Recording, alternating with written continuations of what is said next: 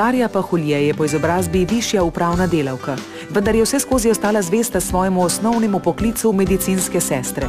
Je mati sina v starosti 25 let, ki končuje študij na Ekonomski fakulteti v Ljubljani. Najraje se druži s prijatelji v naravi.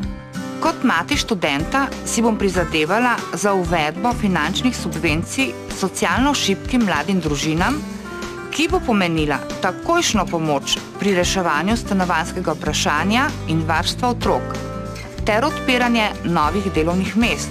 Z izkušnjami, pridobljenimi v zdravstvu, pa bom zagovarjala enako dostopnost do vseh javnih zdravstvenih storitev, ne glede na socialni položaj in geografsko lego bivanja. Prepričana sem, da je Slovenija na pravi poti. Slovenska demokratska stranka.